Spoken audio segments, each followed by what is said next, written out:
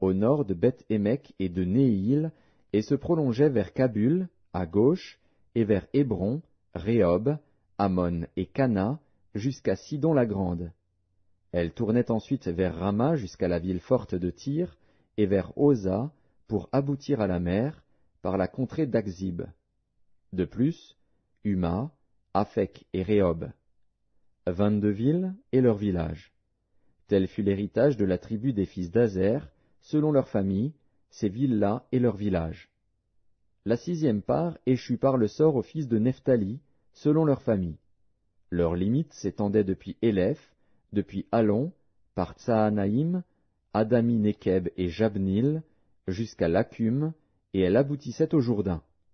Elle tournait vers l'Occident à Aznot-Tabor, et de là continuait à Hukok.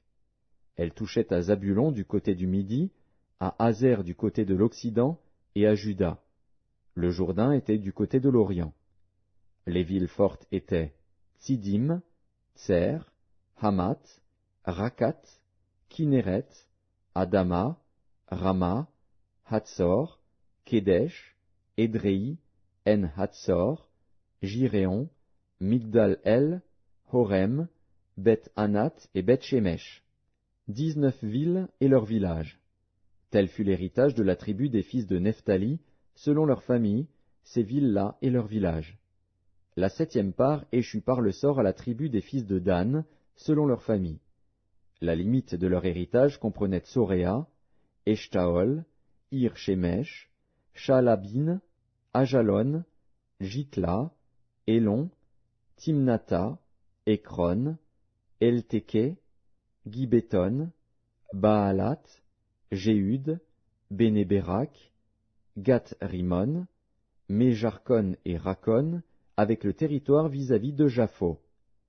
Le territoire des fils de Dan s'étendait hors de chez eux. Les fils de Dan montèrent et combattirent contre l'Échem. Ils s'en emparèrent et la frappèrent du tranchant de l'épée. Ils en prirent possession, s'y établirent, et l'appelèrent Dan, du nom de Dan, leur père. Tel fut l'héritage de la tribu des fils de Dan, selon leurs familles, ces villes-là et leurs villages.